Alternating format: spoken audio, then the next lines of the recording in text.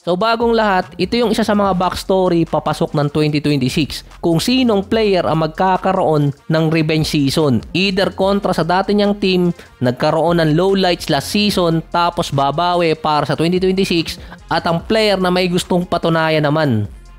Ang una doon, Anthony Davis, November 29, 11 AM, Lakers versus Mavericks. Sasabihin ko sana ilista nyo na kaso baka si Anthony Davis ang nakalista sa injury list.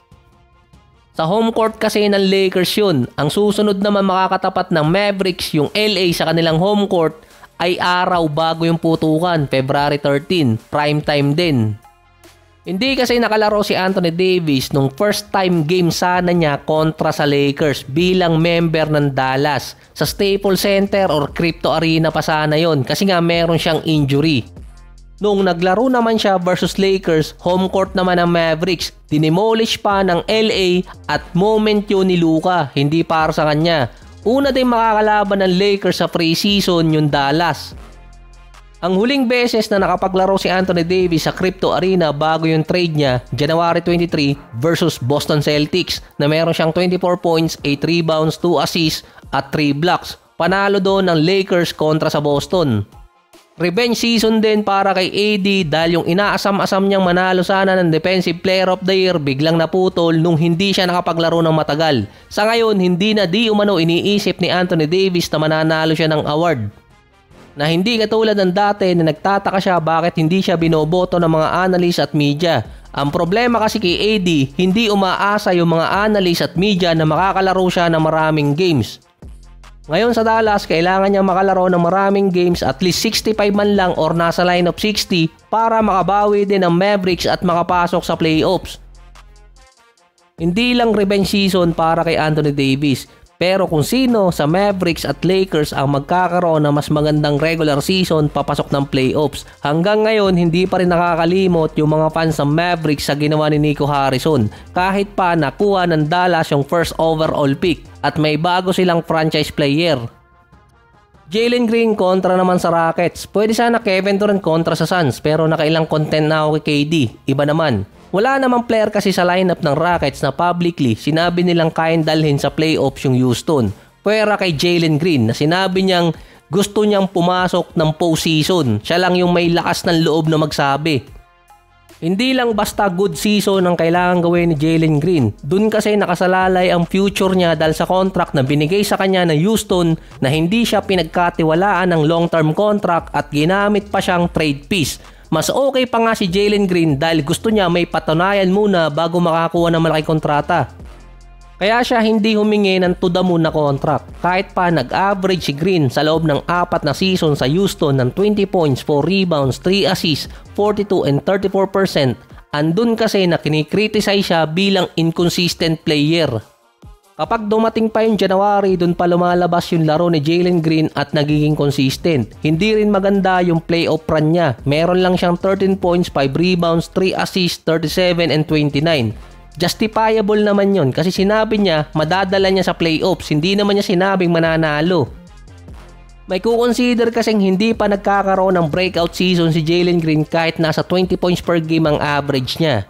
Kung si Jalen Green next season para sa Phoenix Suns ay merong at least 20 points, 45% and up na percentage mula sa field at nasa 35% and up na percentage naman sa 3-point area, makukonsider yung breakout season para sa kanya.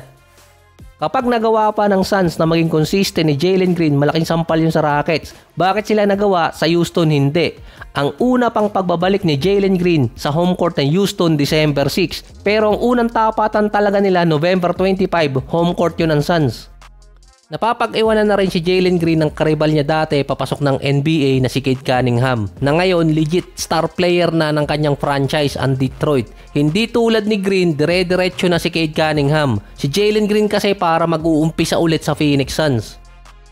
So ang mga player naman ng Houston versus Golden State, tinawag kasing iyakin ang Golden State, sabi ni Şengün. Siya may sabi niya na off-season pa lang nagkakasagutan na yung Warriors at Rocket players. Pero mostly kasi sa Golden State si Draymond. Pati nanay nakisali na rin. Kinonsider na best playoff debut series ni Şengün yung versus Golden State.